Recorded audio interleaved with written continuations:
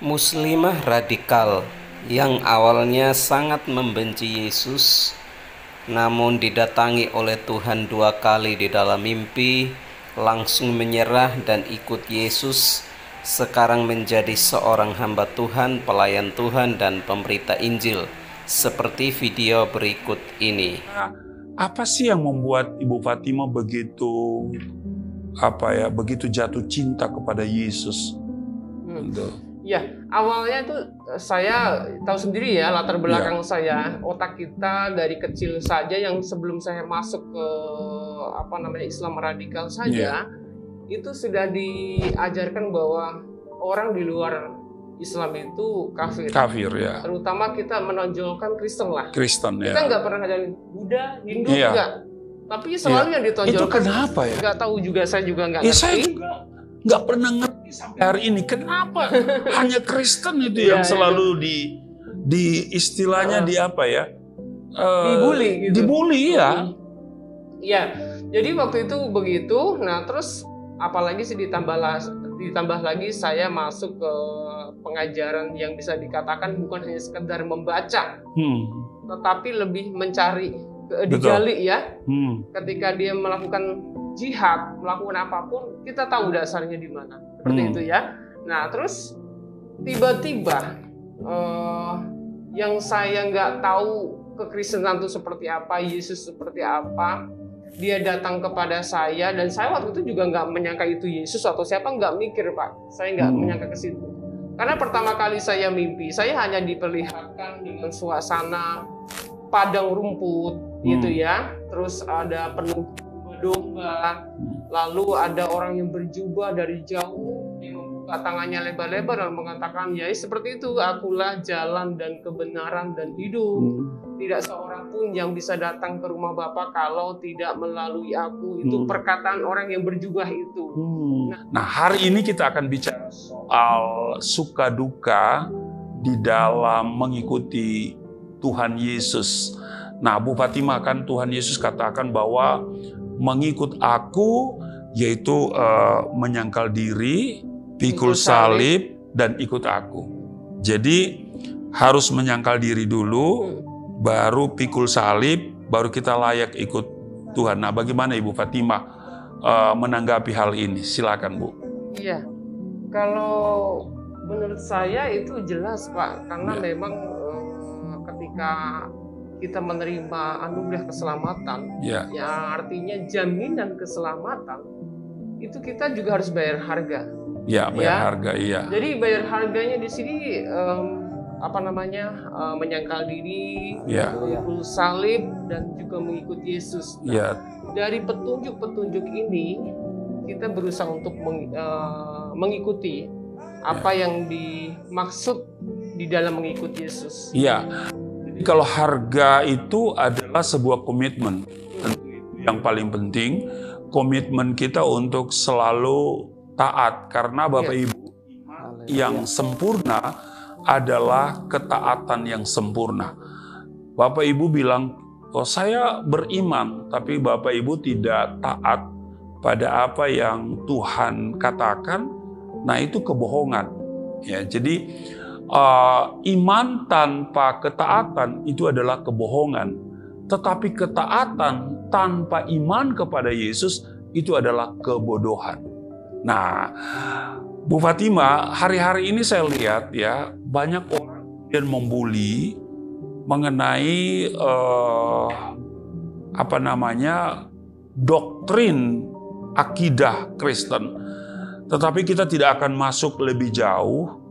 Tetapi bagaimana sih tanggapan Bu Fatima atas itu? Dan saya juga lihat di YouTube, Ibu Fatima kan tidak memberikan statement bahwa saya penganut inilah, penganut ini. Yang saya lihat Ibu Fatima hanya duduk bersama dengan beberapa tokoh penting ya di dalam YouTube ini. Lalu kemudian orang berasumsi bahwa Ibu itu sudah sama paham, atau ya karena duduk bersama jadi dianggap sepaham. Nah, apakah kita duduk bersama harus sepaham? Nah, seperti kita pada kesempatan ini nanti orang bilang, wah, Pak Rusli sepaham nih dengan Ibu Fatimah lah. Memang kita dalam banyak hal sepaham bahwa Yesus adalah Tuhan dan Juru Selamat, bahwa di luar Yesus tidak ada jaminan keselamatan kan. Nah, kita kan sudah tinggalkan iman kita yang lama, dan kita tidak lagi berseru ihdinas siratal mustaqim, tunjukilah kami jalan yang lurus. Dan jalan yang lurus sudah kita dapati, itu adalah jawaban doa kami, dan sekarang kami coba untuk mengikutinya. Nah, bagaimana sikap Ibu menghadapi bulian, juga sesatan ini ya? Silakan, Bu. Ya, terima kasih. Jadi kalau buat saya sih santai saja, Pak. Orang mau membicarakan saya tentang apa, Kristen yang bagaimana, yang jelas Kristen itu satu, Pak. Iya, betul ya. Kenapa saya katakan itu satu? Kita mengetahui bahwa arti daripada kekristenan sendiri itu adalah pengikut Kristus. Betul. Kalau orang merasa menjadi pengikut Kristus, dia nggak akan mungkin menolak Yesus itu Tuhan. Betul. Karena orang hanya mempercayai Yesus, tetapi bukan Kristus. Iya. Tetapi kalau orang mempercayai Yesus Kristus, berarti dia menjadi orang Kristen. Betul. Orang Kristen nggak ada ceritanya yang dia tidak mempercayai Yesus itu sebagai Tuhan. Setuju. Nah, itu kalau di luar sana saya mengatakan, kamu ketika duduk di sini menjadi aliran ini, ketika duduk itu menjadi aliran itu, wah, kita bisa terpecah-pecah. Iya. Sementara di dalam Alkitab itu dikatakan Rasul Paulus ada golongan dari Apolos, ada golongan dari ada 3 golongan. Bahkan Rasul Paulus mengatakan jangan diperdebatkan. Ya kan? Lah kok kita umat-umat yang sekarang kenapa pusing harus memperdebatkan? Ya saya kira lakum dinukum waliyadim aja kali ya. Asik. Iya. Sementara kan udah jelas kita di dalam kekristenan tetap mempercayai bahwa Yesus itu adalah satu-satunya Tuhan dan selamat manusia. Sudah nggak bisa dikoma-komain, nggak bisa ditapi-tapiin. Iya, soalnya gini ya, kita ini kan dulu memahami Allah itu esa, ya satu. Yang disebut dengan tauhid. Bahkan kita katakan lam yalid wa lam yulad, Allah tidak beranak dan tidak diperanakan. Sekarang kita di dalam kekristenan, nah saya percaya juga Allah itu esa, Allah itu satu ya. Nah seperti juga di Islam membicarakan bahwa ada Allah, ada firman Allah, dan ada roh Allah. Oke, mungkin kita keluarlah dari situ, jangan dulu kita masuk ke situ. Nanti di luar sana nih akan banyak komen nih di bawah ini ya. Baik, nih yang saya coba untuk gali dari Ibu Fatimah. Setelah Anda menjadi Kristen, sudah berapa lama ya? Dari tahun 2001, Pak. 2001, oh ya. Pengalaman apa yang paling menyedihkan begitu ya? Kalau saya setelah jadi Kristen, saya aktif bersaksi. Nah, isi kesaksian saya adalah Yesus Tuhan dan Juru Selamat, bahwa di luar Yesus tidak ada jaminan keselamatan. Saya menggunakan pola Kisah 4 ayat 12. Tapi kemudian, ya karena mungkin saya kurang bijak dalam mengolah kata dan kalimat, sehingga kena pasal yang namanya pasal 156A KUHP, itu penistaan agama. Saya dituntut 4 tahun pidana penjara, lalu kemudian diputuskan 4 tahun 6 bulan. Nah, saya sempat stres selama 8 atau 9 bulan pertama. Ya, tetapi kemudian saya bangkit karena saya pada awalnya saya merasa bahwa rencana Tuhan dalam hidup saya digagalkan oleh iblis, oleh setan. Padahal saya lupa bahwa rencana Tuhan tidak akan pernah bisa digagalkan oleh siapapun, termasuk setan. Sehingga saya masih berjalan dengan pikiran saya, dan saya tidak melihat hal yang positif dalam sebuah persoalan yang saya hadapi. Tapi sesudah itu, ketika ada suara yang begitu jelas, rancanganmu bukanlah rancanganku. Setelah saya berdoa berhari-hari, berminggu-minggu, saya berdoa seperti ini, Saya percaya Tuhan bahwa ini adalah pekerjaan iblis yang akan menggagalkan rencanamu dalam kehidupan saya. Maka seperti engkau membebaskan Paulus dan Silas di penjara, bebaskan saya secara ajaib, supaya orang-orang di sekitar saya tahu bahwa Yesus yang aku sembah adalah Yesus yang hidup dan berkuasa. Itu berhari-hari Bu Fatima, sampai satu hari suara itu begitu jelas, rancanganmu bukan rancangan. Itu di sel Polres. Nah, akhirnya saya harus mengikuti bagaimana rencana Tuhan, ya, dan ya berakhir dengan 4 tahun 6 bulan di penjara, masuk penjara, dipukul, dan itulah mungkin bagi saya adalah pengalaman terburuk, ya, secara manusia. Tetapi ternyata rancangan Allah bagi saya adalah rancangan damai sejahtera. Nah, kira-kira nih ada pengalaman yang buruk apa nih yang paling Ibu Fatima rasakan nih? Silakan. Iya, baik. Jadi kalau bicara tentang dukanya, ya saya dukanya dulu ya. Bicara dukanya itu karena kita sudah mengambil keputusan untuk keluar dari akidah semulanya. Otomatis dari pihak keluarga sendiri, Pak, tekanannya. Ya. Waktu itu saya pernah pulang pas Lebaran. Pas Lebaran, pas puasanya begitu kan ada pihak keluarga semuanya pada kumpul, pada datang, sebagian dari Jakarta juga pada datang gitu kan. Nah, pas lagi mau buka puasa, saya tuh kayak dianggap remeh gitu kan. Jadi, kamu sana, pergi sana, kamu kan udah puasa, najis ya, udah nggak puasa, jadi sono gitu kan. Itu baru soal puasanya. Terus pas hari H-nya Lebaran, saya ngalami, dibilang katanya tangan saya ini sudah najis dan saya tidak boleh salaman dengan mereka karena saya sudah bukan Islam lagi, katanya gitu kan. Nah, kalau bicara tentang sukanya, saya mau bagaimanapun juga permasalahan saya tetap bersuka cita. Kenapa? Saya dijamin setelah kematian saya. Wah, jadi, itu mantap. Itu yang paling mantap. Kalau dulu kan kita takut ya.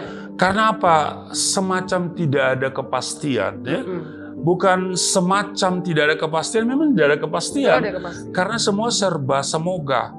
Karena ada tahapan yang harus kita lewati. Saya dulu Ibu Fatima paling takut tuh di mati. Kenapa? Semua begitu berarti ya? Karena saya pertama tidak seperti ada tuh ibu yang di murtadin juga tuh di YouTube itu ya, yang memberikan bahasa Arab itu kan. Nah, itu saya belum bisa berbahasa Arab menjawab pertanyaan tumungkar nakir itu ya. Iya kan? Jadi, waduh. Harus ngapalin. Harus hafal dulu. Iya kan? Nah, jadi itu yang saya paling takuti. Nah, katakanlah kita lolos dari situ. Tetapi ada tahap selanjutnya kan, yaitu apa? Kita dikumpulkan di padang mahsyar, lalu kemudian mau masuk surga harus melewati jembatan neraka itu ya. Yang disebut dengan jembatan Shiratal Mustaqim yang diumpamakan seperti seutas rambut dibelah 7. Di bawahnya itu ada api neraka jahanam. Loh, ini sangat menakutkan sekali. Sehingga bagi saya ya masuk surga ya mudah-mudahan. Tapi masuk neraka pasti. Nah, sukacita dari Ibu Fatima, kegembiraan dari Ibu Fatima adalah bahwa dia memiliki jaminan kepastian masuk surga ya. Tidak diinterogasi lagi oleh mungkar nakir, tidak lagi melewati jembatan itu, tetapi langsung disambut oleh Yesus Kristus yang punya surga. Itu sukacita ya. Betul, sukacita. Jadi di dalam kekristenan sendiri, kenapa saya katakan bersukacita? Karena kita ketika mengikuti Yesus itu, Yesus mengatakan bahwa permasalahan kita ini tidak sebanding dengan keselamatan yang kita terima. Lalu damai sejahtera akan tetap kita rasakan. Kenapa? Dia adalah Raja, penasihat ajaib dan Raja damai itu sendiri. Artinya dia adalah Tuhan yang memberikan kedamaian kepada kita. Ketika kita mengalami pergumulan, kita pun tidak akan dibiarkan berlarut-larut mengalami. Asalkan kita berteguh berpengharapan kepada Tuhan. Nah itu yang saya rasakan. Berserah dan berseru. Betul. Jadi Muslim yang sesungguhnya itu adalah kita. Oh iya betul ya. Berserah dan berseru kepada Dia. Pasti ada jalan. Nah kalau saya tantangan dari lingkungan keluarga saya pikir itu masalah biasa. Tapi ketika saya tidak diterima di gereja, lalu kemudian pernah juga mengalami pendeta itu yang bilang saya itu nggak benar ya, bahwa itu hanya pura-pura. Ini sebuah hal yang menyakitkan ya. Bahkan satu kali ini pengalaman saya di Manado ya, ini Manado loh. Jadi waktu itu saya sudah keluar dari kota saya, lalu saya datang ke Manado. Kenapa ke Manado? Karena ya daerah Kristen begitu. Saya pikir saya bisa diterima di gereja itu. Tapi kemudian gereja itu menolak saya karena apa? Alasannya KTP saya masih Muslim. Loh, kan mengganti KTP itu kan tidak langsung hari itu langsung diganti kan? Nggak bisa kan? Nah jadi saya masih bawa KTP itu. Waktu saya datang ke gereja itu menolak saya.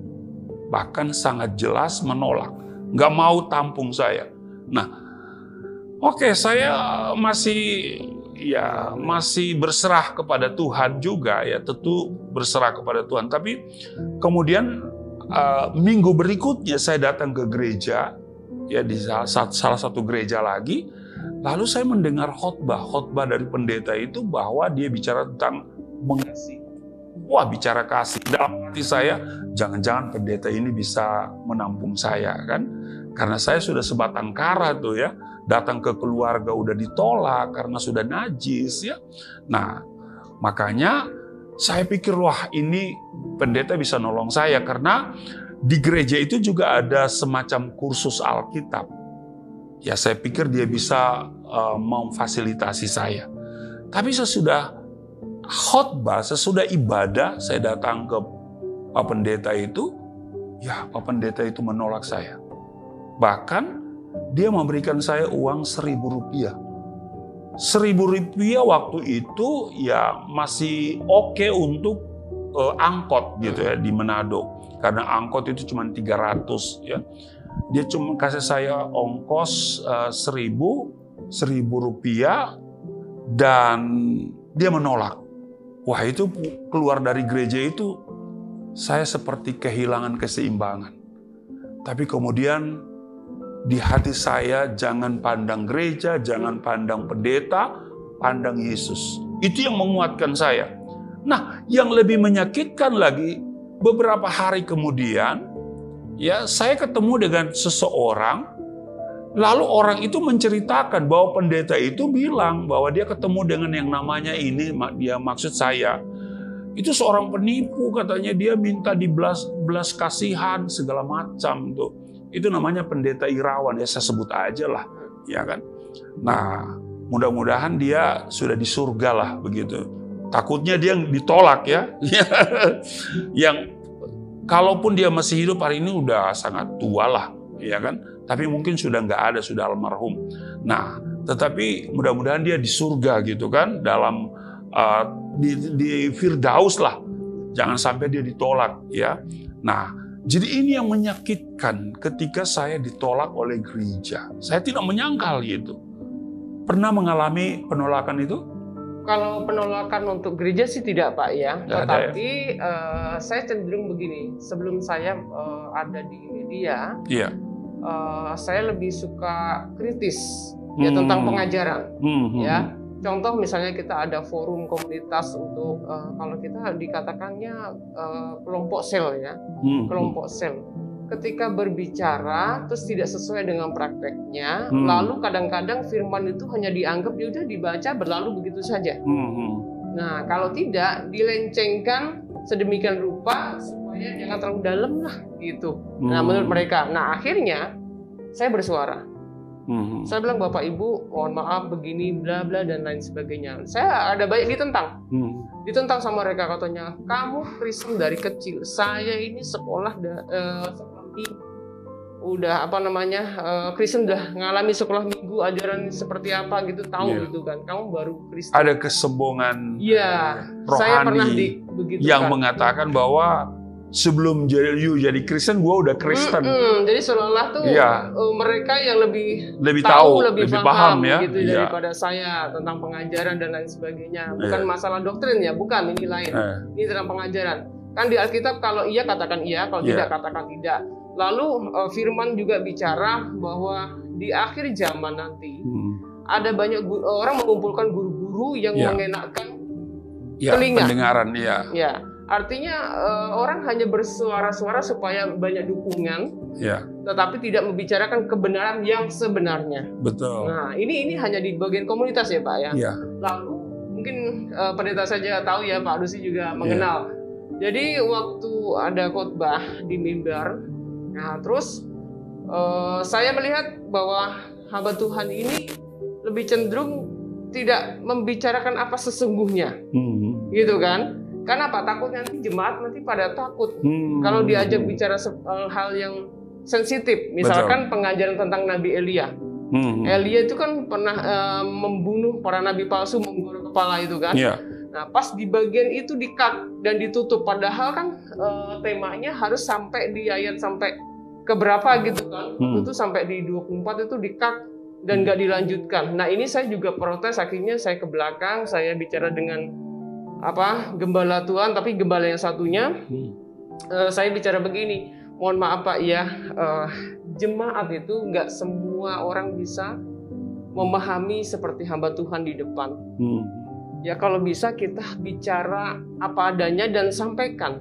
Justru jangan sampai nanti mereka di rumah mempelajari sendiri lalu salah tafsir. Nah, disitulah kesempatan hamba Tuhan berdiri di depan mimbar itu untuk memberikan pemahaman yang lebih dalam. Saya gituin kan, oh gitu ya Bu, iya nanti akan saya sampaikan. Itu ada beberapa kali saya lakukan seperti itu. Memang agak sempat bagaimana gitu loh, hamba Tuhan itu kayak rasa tersinggung mungkin saya ngomong begitu ya, bicara begitu ke gembala. Jadi seolah kamu ini siapa sih? Kristen baru aja kok seolah-olah mau ini mengkritiki kita, kayak kamu yang lebih tahu, kayak begitu-gitu Pak. Jadinya ya itulah saya dulu sebelum ada di media. Tetapi ya puji Tuhannya, ketika Tuhan memberi kesempatan atau memberi ladang penginjilan atau pelayanan di media ini, saya manfaatkan untuk menyampaikan kebenaran dan membuka apa adanya. Seperti itu. Iya, memang saya itu juga Bu Fatima ya, kadang lebih banyak mengkritik ke dalam. Iya kan? Setelah saya jadi Kristen, memang pada awalnya saya namanya cinta mula-mula. Saya bicara tentang Yesus Tuhan dan Juru Selamat. Di luar Yesus tidak ada jaminan keselamatan. Artinya saya mau bicara kepada di luar Kristen. Tapi setelah saya mengalami penjara, saya merenungkan bahwa ternyata saya harus lebih banyak mengkritik di dalam.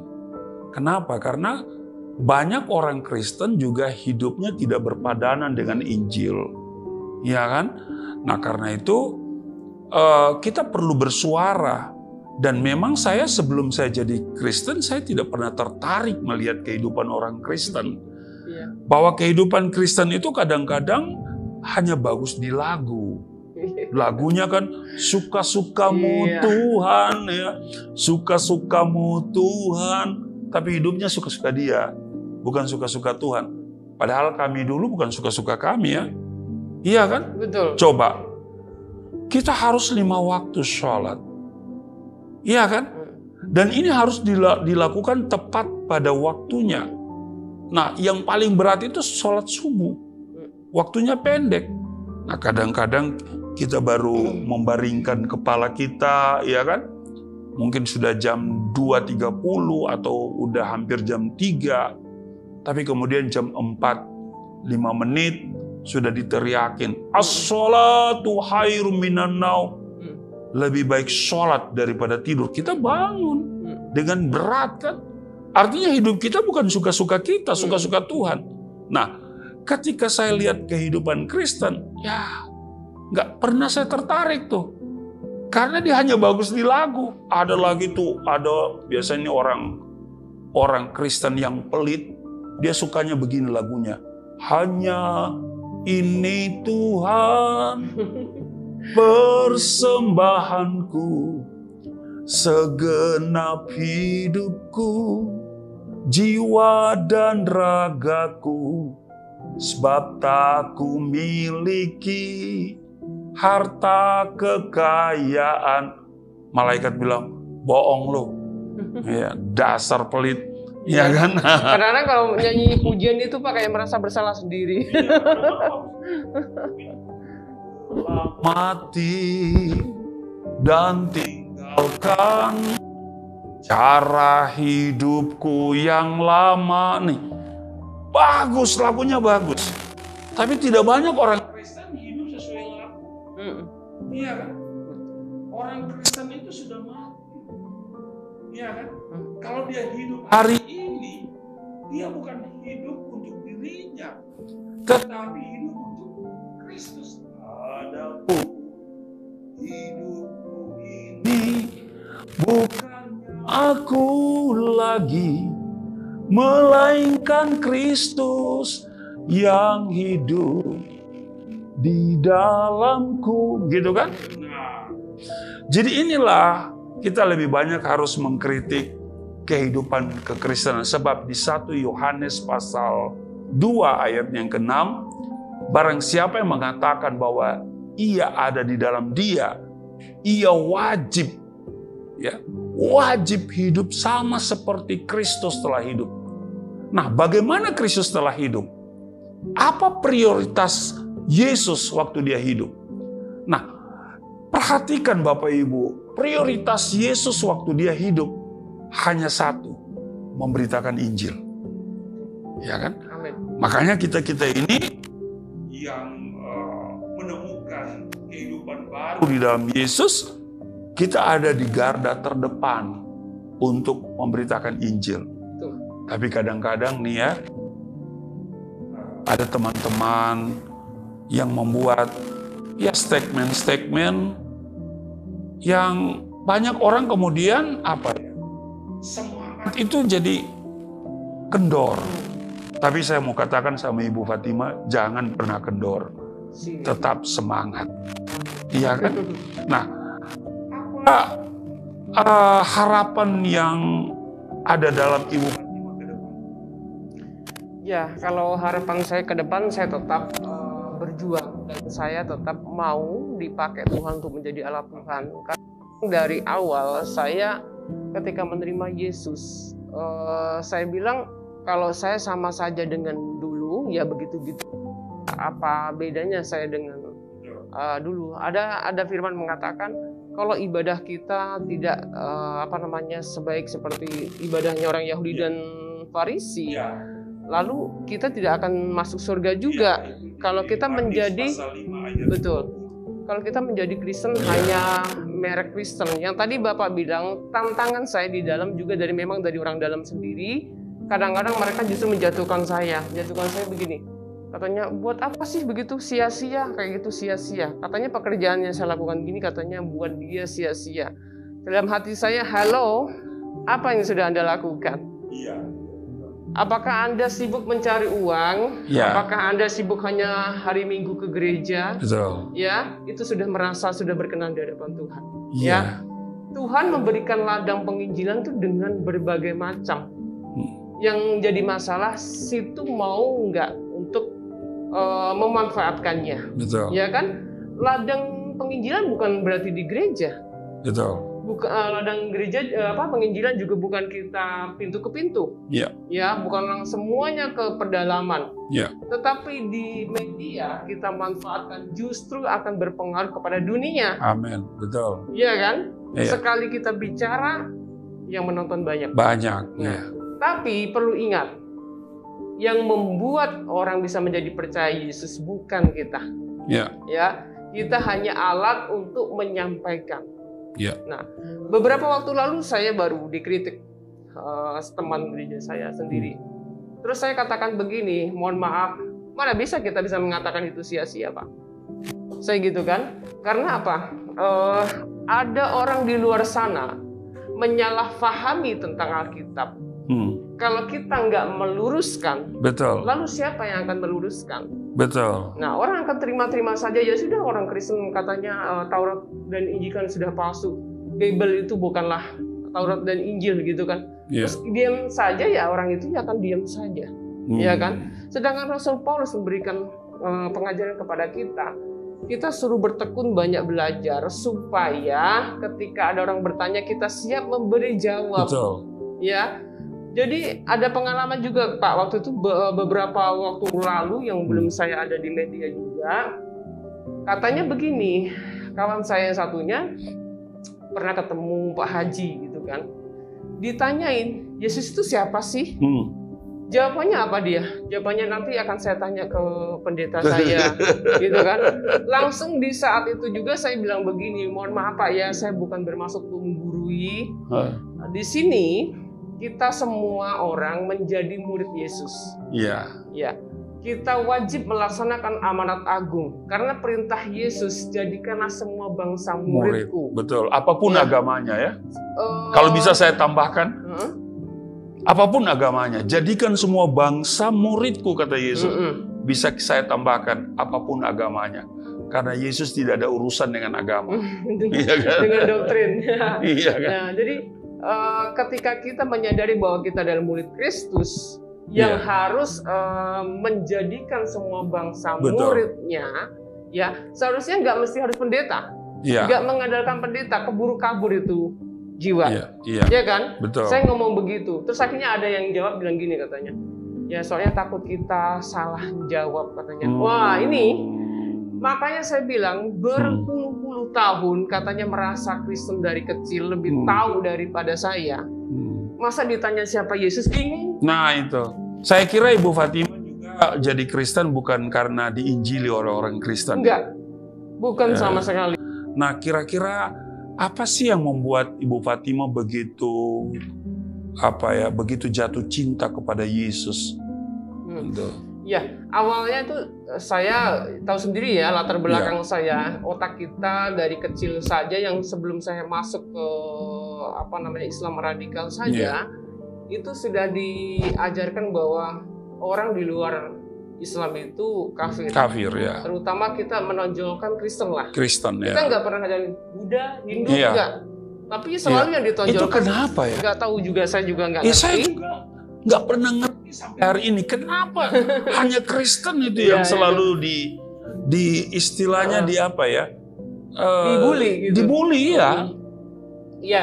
Jadi waktu itu begitu. Nah terus apalagi sih ditambah lagi saya masuk ke pengajaran yang bisa dikatakan bukan hanya sekedar membaca, tetapi lebih mencari, digali ya. Ketika dia melakukan jihad, melakukan apapun, kita tahu dasarnya di mana. Seperti itu ya. Nah terus tiba-tiba yang saya nggak tahu kekristenan itu seperti apa, Yesus seperti apa, dia datang kepada saya, dan saya waktu itu juga nggak menyangka itu Yesus atau siapa, nggak mikir Pak, saya nggak menyangka ke situ. Karena pertama kali saya mimpi, saya hanya diperlihatkan dengan suasana padang rumput gitu ya, terus ada penuh domba, lalu ada orang yang berjubah dari jauh, yang membuka tangannya lebar-lebar dan mengatakan, ya seperti itu, akulah jalan dan kebenaran dan hidup. Tidak seorang pun yang bisa datang ke rumah Bapa kalau tidak melalui aku. Itu perkataan orang yang berjubah itu. Nah, ketika saya bangun, bisa dikatakan mimpi, tapi mimpinya seperti kayak mimpi, bukan hanya sekedar mimpi gitu kan. Lalu saya terbangun, mimpi apa saya tadi ya? Bodoh amat lah gitu kan. Akhirnya saya bodoh amat. Tapi besok malamnya lagi saya dikasih mimpi kedua kalinya. Saya diperlihatkan, tadi ada pohon rindangnya, saya lupa. Yang tadi suasana tadi yang pertama kesaksian. Yang kedua juga lagi suasana pohon rindang, cuman nggak pakai domba-domba. Kalau yang tadi kan ada pakai domba-domba. Mimpi yang kedua itu saya hanya diperlihatkan pohon yang sangat rindang, lalu ada anak tangga, 7 anak tangga. Lalu di puncaknya itu ada salib. Ya, di dalam mimpi itu aku disuruh naik tangga itu, dan peluk salib, tiba-tiba berubah orang, dan dia berkata, akulah jalan dan kebenaran dan hidup. Tidak seorang. Jadi perkataannya sama seperti perkataan yang pertama. Nah, akhirnya saya terbangun lagi. Setelah terbangun, mimpi yang kedua ini nggak bisa saya anggap remeh lagi. Karena di dalam mimpi yang kedua itu ada simbol salib. Setahu saya Tuhannya orang Kristen itu salib, Pak. Saya nggak tahu kalau Tuhannya orang Kristen itu Yesus, gitu kan. Nah, setelah itu saya mulai ada timbul kayak rasa ini Tuhannya orang Kristen. Waduh, nggak mungkin ini Tuhannya orang Kristen yang saya harus Kristen, nggak mungkin gitu kan. Sebagai orang Islam, Bapak tahu kan kiat kita ketika kita mendapatkan mimpi yang menurut kita itu adalah perbuatan jin, jin kafir. Ya, jadi kita bagaimana caranya kita menolak? Kita membaca surat-surat hafalan, surat An-Nas kayak gitu-gitu ya Pak ya, surat ayat kursi dan selain sebagainya. Nah di situ Pak, semakin saya menolak dengan ayat-ayat itu, justru kalimat itu malah lebih jelas, lebih gitu. Melekat ya. Ya lebih, walaupun mimpi tapi kok jelas gitu kan. Nah terus akhirnya saya semakin bingung. Sampai 3 minggu tuh Pak, saya hampir gila saya memikirkan untuk menolak, saya nggak bisa. Saya berusaha untuk sholat tahajud. Padahal jarang saya sholat tahajud. Tapi pada saat itu karena saya kiat untuk menolaknya, saya lakukan sholat tahajud. Nah setelah itu saya udah hampir, nggak bisa hilang, makin parah. Akhirnya saya satu kos sama saya, yang teman saya itu, kita sama-sama cari gereja, dan tujuan ke gereja itu bukan saya menjadi Kristen, Pak. Saya datang ke gereja itu pengen pendeta itu meramal mimpi saya. Oh gitu ya. Iya. Karena berhubungan dengan salib ya. Iya, ada simbol salib mungkin ada. Soalnya ada kalimatnya, yang. Jadi bisa diramalkan. Tahun berapa itu? Jangan-jangan bisa pasang togel lagi ya? Nggak tahu deh, waktu itu ada musim togel, lupa saya. Jadi di masa itu saya masuk gereja itu supaya pendeta meramal mimpi saya karena lambang salib itu. Lalu dengan kalimatnya yang bisa dikatakan di sisi lain itu kalimat yang bisa dikatakan itu jawaban dari pertanyaan yang selama ini, tetapi kok ada simbol salib. Takutnya saya terjerumus gitu kan. Nah, pada akhirnya hamba Tuhan itu mempersilahkan kami untuk masuk, lalu dibukakan kitabnya itu. Saya terkagetnya luar biasa Pak. Ternyata yang ada di dalam Alkitab. Bayangkan Pak, orang kampung ya. Ya. Tempat saya itu bukan orang kampung kota. Gereja aja saya nggak pernah seumur-umur nggak tahu ada gereja di mana nggak ada. Boro-boro YouTube kan nggak ada di masa itu juga Pak. Betul. Jangankan YouTube, Android aja belum ada kali ya. Nah itu dia. Jadi nggak ada informasi tentang Alkitab atau tentang apapun. Nggak ngerti saya dulu waktu itu. Setahu saya tuh Injil, kitabnya orang Kristen. Jadi saya nggak tahu sebutan Alkitab. Pokoknya Injil itu diturunkan kepada Nabi Isa. Waktu pengajaran sekolahnya kan hanya seperti itu. Setahu saya tuh Injil itu ada kitabnya orang Kristen gitu. Iya, yang diturunkan kepada Nabi Isa. Padahal Nabi Isa tidak pernah diberikan Injil karena Injil itu adalah Yesus itu sendiri. Aduh, makanya ini pelajaran itu harus direvisi kembali. Iya, di luar sana ada yang bertanya begini Pak, lucunya. Injilnya Yesus yang mana? Injil Yesus itu bukan Injilnya Paulus, bukan Injil murid Yesus. Ya ampun, ini kan orang sangat luar biasa, sangat tidak tahu. Tetapi sok tahu. Gitu. Mungkin karena diajarkan sejak kecil. Memang dari kecil. Kita juga kan begitu ya. Nah itu. Kita nggak bisa nyalain juga sih Pak. Mereka berpikiran seperti itu. Betul. Karena memang yang itu tadi saya bilang. Ternyata di dalam Alkitab itu benar ya. Kalau misalnya di Yohanes 16 atau Yohanes 15 mengatakan bukan aku yang memilih kamu. Betul. 15 ayat 16. Bukan kamu yang memilih aku, tapi aku yang memilih kamu. Gitu ya. Jadi artinya gini loh. Menjadi Kristen itu tidak semua orang mempelajari dulu. Iya. Betul. Walaupun ada sebagian orang yang mereka melakukan perbandingan agama. Iya. Nah, tetapi ya perbandingan agama pun kalau orang itu tidak dijamah Tuhan, Betul. nggak akan juga bisa menerima Yesus sebagai Jadi Tuhan. kalau kita mau pelajari Allah Tritunggal dulu, lalu nanti itu sudah kita bisa mengerti baru kita jadi Kristen. Jangan-jangan sampai Tuhan Yesus datang, dia belum bisa mengerti nih Allah Tritunggal nih. Ya kan? Itu dia, makanya saya bilang, nah lebih lucu lagi ya Pak ya, yang kalau saya menjawab sedikit ya pertanyaan dari mereka, dan saya akan bertanya balik. Sebenarnya Tritunggal itu kan bahasa apa? Iya. Bahasa Indonesia kan? Iya, bahasa Indonesia. Artinya Tritunggal ini tidak diimani oleh seluruh dunia, karena bapak-bapak gereja nggak paham tentang istilah Tritunggal, ya kan? Nah, itu makanya saya bilang lucunya mereka bilang katanya saya ini Kristen baru tapi merusak kekristenan karena saya tidak berpegang pada Tritunggal. Kalau saya tidak langsung panik Pak, saya lebih baik tanya balik. Apakah bapak-bapak gereja kenal namanya istilah Tritunggal? Gitu. Iya. Jadi Allah yang esa itu adalah Allah Tritunggal. Jadi kan, yaitu Bapa, Firman, ya Firman itu yang menjadi manusia dan Roh Kudus. Ya, itu jadi ya itu kan pembelajaran di itu sekolah. Itu kan tafsir. Jadi kalau namanya tafsir itu bebas, ya kan? Jadi kalau tafsirnya bapak-bapak gereja bukan Tritunggal istilahnya, nggak ada istilahnya. Tritunggal itu bahasa Indonesia, bahasa Jawa Pak. Iya, jadi ya mungkin mengenai istilah ya, mengenai istilah. Nah, jadi kembali lagi ada mimpi, lalu kemudian itu digumuli, lalu tiba pada pengakuan Yesus Tuhan dan Juru Selamat itu kan bukan sesuatu yang mudah. Enggak, jadi gini Pak. Ketika ada pernyataan akulah jalan dan kebenaran di Yohanes 14, kita nggak semerta-merta menganggap Yesus itu Tuhan loh pada saat itu. Iya, enggak, belum. Betul. Saya masih proses Pak, makanya orang bilang katanya dapat mimpi saya langsung tiba-tiba jadi Kristen. Tidak, itu prosesnya. Tidak semudah itu, nggak gampang loh. Melepaskan iman Islam itu nggak gampang. Karena kan kita mengatakan inna dina indallahil Islam, agama yang diterima oleh Allah hanyalah Islam. Itu bagi mereka, silakan saja. Iya.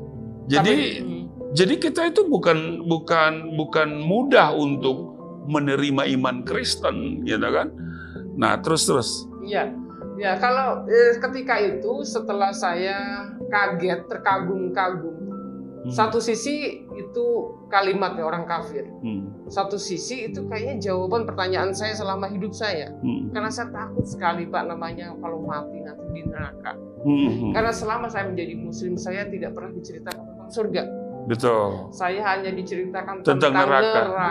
Neraka azab. Begitu mengerikan. Azab ya. Azab kubur lah. Nah, iya kan? Ya itu sekarang gini aja Pak, bayangkan kita manusia, ya nggak usah munafik. Kamu mau ngaku siapapun tetap nggak luput dari dosa. Ya memang dosa itu sudah sangat melekat dengan manusia. Dan coba kita lihat ya, anak-anak yang baru lahir, siapa sih orang tua mengajarkan dia bohong? Nggak pernah ada. Tapi bisa berbohong. Bisa berbohong. Lalu kemudian nggak pernah anak-anak itu diajarkan membunuh, mencuri. Iya, berantem. Tapi dia bisa memberontak sama orang tua. Karena apa? Manusia itu sudah melekat dengan dosa. Dosa itu sudah melekat dengan manusia. Dan akibat dosa adalah maut. Nah, memang logika pikir kita dulu sama sekarang memang agak beda. Kalau dulu kita berpikir bahwa dosa itu sekumpulan perbuatan jahat. Dan karena itu bisa ditebus dengan sekumpulan perbuatan baik. Ya kan? Tetapi hari ini kita berpikir tidak, bahwa dosa itu bukan sekedar kumpulan perbuatan jahat, tetapi itu status kita di hadapan Tuhan. Sehingga Alkitab bilang bahwa segala kesalehan manusia itu sama dengan kain kotor. Kain ya, kotor. Di Kalau hadapan kita Tuhan. Di sini, jadi kalau kita memandang pemahaman di luar sana beda Pak. Iya, jadi betul. gini, kalau waktu itu begini kenapa saya takut dengan neraka? Karena di situ memang ditimbang ya dosa besar, dosa kecil, dan dosa amal Sedang. baik. Jadi ada dosa yang mudah diampuni, itu dosa-dosa kecil. Ya. Tetapi tetap nanti disatukan, ditimbang di namanya itu neraca ya itu ya. Itu di amal dan kejahatannya lebih baikan mana ditimbang gitu ya. Tetapi di situ dosa tetap ada. Orang otomatis tetap melalui neraka dulu. Kan disucikan gitu. di neraka, Nah, diangkat saya lagi. Takut. Nah, waktu itu jadi dicelup dulu, betul. Diangkat. Kayak tercelup ya Pak. Ya. Jadi waktu itu gambaran, waktu itu kan diceritakan, setelah itu dikasih gambaran ya, tentang neraka gitu Pak. Ada gambarnya tuh, ada kayak jurang, terus tuh rambutnya kecil banget, bawahnya tuh api neraka yang begitu luar biasa. Lah, itu orangnya tuh orangnya segitu gedenya, rambutnya kecil banget. Betul. Jalannya.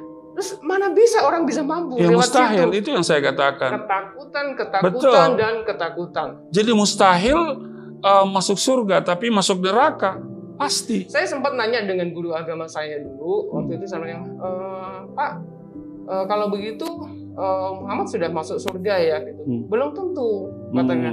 Duh, kok belum tentu gitu kan? Kalau gitu siapa dong yang di surga? Surga masih kosong menurut mereka. Oh iya, ya udahlah, itu ajaran mereka. Tapi hari ini kita sudah di dalam Yesus, kita bersyukur Tuhan memilih kita, bukan kita yang memilih Dia. Dia yang memilih kita sehingga saya bisa ketemu dengan Ibu Fatima, dan tidak ada hal yang kita bisa lakukan yang begitu menggembirakan Tuhan kecuali kita memberikan Injil. Ya, siap. Ada satu pesan buat teman-teman semuanya. Saya beritahu. Jadi tadi Bapak mempertanyakan ketika kita mendapat mimpi itu di Yohanes 14 ayat 6 itu bukan semerta-merta kita harus mengetahui bahwa Yesus itu adalah Tuhan. Betul. Karena dalam penangkapan saya waktu itu ya dia hanya utusan, wajar. Betul. Hanya sebagai penunjuk jalan. Betul. Waktu itu pemikiran saya seperti itu. Tetapi teman-teman semuanya ya, saya akhirnya mendalami Alkitab itu. Karena diberi waktu sama hamba Tuhan itu untuk pendalaman Alkitab sendiri waktu itu gitu kan. Jadi dalam seminggu 2 kali. Nah, seminggu 2 kali itu beda dengan katekisasi, beda lagi ya. Ini khusus sebelum saya ngambil keputusan, sebelum ngambil kursus kilat. Itu sebelum saya mengambil keputusan saya menerima Yesus sebagai Tuhan, ya. Ternyata untuk mengetahui Yesus itu adalah Tuhan, maka kita harus mempelajari Alkitab, ya, dari kitab Kejadian sampai Wahyu.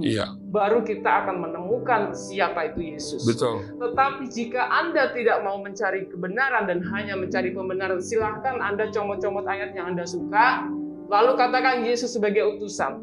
Dan saya beritahu lagi sama teman-teman di luar sana, kalau Anda menganggap Yesus sebagai utusan, maka Anda jangan mempercayai nabi lain selain Yesus sebagai utusan. Ya, betul. Karena menurut saya, dalam pandangan saya, siapapun orang yang menganggap Yesus itu adalah nabi, dia adalah nabi yang sempurna. Betul. Karena di dalam Alkitab, Yesus punya gelar banyak, saudara. Betul. Yesus mempunyai gelar, dia selain nabi, dia juga sahabat yang sempurna. Dan rasul, dia juga disebut imam. Sebagai raja, sebagai bapa, dan segala macam. Dia sudah menyempurnakan semuanya. Kenapa saya katakan menyempurnakan semuanya? Yesus sendiri yang sudah bicara seperti itu di Matius 5 ayat 17. Betul. Ketika kedatangannya dia bukan untuk meniadakan hukum Taurat dan juga kitab para nabi, tetapi dia datang untuk menggenapinya. Artinya menggenapi janjinya sendiri di masa abad sebelum Masehi, ketika di hadapan para nabi. Nah, itu artinya dia sudah menyempurnakan. Betul. Nah, kalau Anda yang sudah menerima Yesus sebagai nabi, silahkan ganti syahadat Anda. Oke. Begitu. Oke. Luar biasa nih ya. Kita sudah tak terasa ya, tidak terasa waktunya sudah hampir sejam ya, atau sudah 1 jam ya. Dan memang obrolan Murtadin hari ini ya sebenarnya ada banyak lagi yang mau digali ya. Tetapi ya mungkin di waktu-waktu yang akan datang lah. Tapi satu hal bahwa kegembiraan saya, kegembiraan Ibu Fatima, juga murtadin-murtadin yang lain, yaitu kami mendapatkan kepastian keselamatan. Nah, satu lagi sebelum kita tutup, Tuhan proses Ibu Fatima itu tentu dalam seluruh segi kehidupan. Karena gini, ada orang luar bilang, wah itu mereka disetting, pasti dibayar, iya kan? Jadi mereka pikir kalau udah jadi Kristen itu dibayar. Mana ada bayar-bayar jadi Kristen ya? Rugi dong bayar saya nanti.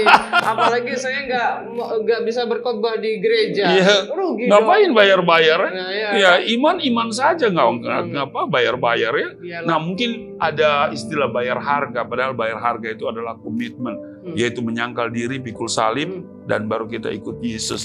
Nah, sampai hari ini tentu pasti ada Ibu Fatima diproses sama Tuhan. Banyak sekali ya. Adakah penyakit disembuhkan dari sakit? Pernah ya. Tentu juga ada mengenai soal finansial. Pernah? Iya, saya juga pernah mengalami sampai nggak bisa beli susu ya. Itu yang saya katakan. Ya, anak minta susu saya kasih teh. Jadi kenapa? Karena saya bilang ini susu merah. Dia terima, dia minum. Lama-lama dia bilang, Papa saya sudah nggak suka susu merah, minta susu putih, susu coklat. Ya kami hanya bisa menangis. Ya kan? Tapi kita mesti tetap menunjukkan kesetiaan kita kepada Tuhan. Nah, lalu orang dia itu jadi Kristen karena supermi. Ya memang saya jadi Kristen karena supermi. Yang saya katakan itu bahwa surga permanen milik Eke. Itu supermi kan? Surga permanen milik Eke. Nah, yang lain nggak permanen. Nggak permanen. Oke, masih ada yang mau disampaikan? Ya itu tadi bicara tentang apa namanya tadi disebutnya Proses. tentang proses tadi. Ya. Proses ini macam-macam ya. Ya. Karena Tuhan tuh tahu saya keras kepala. Tuhan itu tahu saya itu orangnya biasa namanya anak terakhir awalnya ya. Jadi selalu merasa. Oh, anak terakhir juga? Iya, anak saya terakhir. juga anak terakhir. Saya anak ke-15. Oh my God. Iya. Saya pikir saya paling banyak, saya 10 Pak. Oh, haleluya. Iya. Jadi saya anak ke-15 udah gitu, dari ayah saya. perempuannya sangat sedikit perempuannya gitu. Mereka mengharapkan banget anak perempuan gitu kan. Bisa dikatakan saya itu orangnya keras kepala dan lain sebagainya. Nah di situ Tuhan membentuk saya, memproses saya, ya menjadi karakter yang Tuhan mau. Betul, Ya. betul. Jadi di dalam, nah ini bedanya Pak. Ya. Kita tahu ya di dalam maaf ya di agama sebelum yang namanya karakter gak bisa berubah. Ya, nggak, Pak? Betul. Ya. Tetapi di dalam kekristenan itu bisa. Iya. Dimulai dari karakter kita yang keras kepala, dimulai dari mungkin mulut kita yang terbiasa bicara yang tidak benar, lalu pikiran-pikiran kita yang selalu cenderung tentang hal yang tidak benar, itu di dalam kekristenan dirubah semuanya. Iya. Apalagi kalau kita banyak belajar di Rasul Paulus, bagaimana caranya hidup kita tidak mengikuti kedagingan kita. Dipimpin oleh roh. Iya, walaupun kita masih hidup di dalam dunia dan kedagingan. Tetapi maksudnya kita tidak di bawah pengaruh oleh kedagingan itu sendiri. Kalau kita hidup di dalam roh, kita akan bisa mengendalikan sesuatu yang orang mungkin di sana kalau tidak cukup satu istri, menikah lagi untuk demi kepuasan. Tapi di dalam kekristenan ini beda. Iya, betul. Ya. Jadi kita diberikan hati yang baru ya. Di dalam kekristenan, belajarlah kepada Rasul Paulus. Bahkan dia tidak mementingkan tentang pribadinya yang harus menikah. Lebih fokus kepada penginjilan sampai rela mati. Haleluya. Itu luar biasa. Ya. Oke, jadi kegiatan apa hari-hari ini tentu penginjilan ya? Iya, saya hanya seperti aktif ini saja. di online ya? Iya. Dan masih tetap belajar ya? Tetap belajar sebab terus. Tidak ada kata berhenti untuk belajar ya? Betul. Nah, baik Bapak Ibu, terima kasih untuk kehadiran Ibu Fatima. Dan Ibu Fatima adalah orang yang begitu aktif dalam penginjilan. Karena itu kami juga mohon dukungan doa dari Bapak Ibu. baik untuk saya dan juga Ibu Fatimah. Dan kalau Bapak Ibu yang mau membantu dari segi finansial, ya Bapak Ibu bisa mentransfer di rekening yang ada di sini ya untuk Ibu Fatimah, dan juga untuk Yayasan Galilea atau Galilea Network juga ada nomor rekening yang sudah dibagikan oleh admin, ada di bawah layar HP Bapak Ibu. Nah, Bapak Ibu, terima kasih sudah menyaksikan tayangan ini, dan saya terus berdoa untuk Bapak Ibu supaya tetap kuat ya. Sekali Yesus tetap Yesus, jangan pernah tinggalkan Yesus ya. Dan Anda tidak sedang bergumul sendiri, Anda sedang tidak mengalami masalah sendiri. Haleluya. Yesus ada bersama kita, tinggal kita berseru kepadanya dan Dia akan menjawab kita. Dan Bapak Ibu, kiranya obrolan Murtadin saya bersama Ibu Fatimah ini menjadi berkat, dan kita akan berjumpa lagi di lain kesempatan. Terima kasih.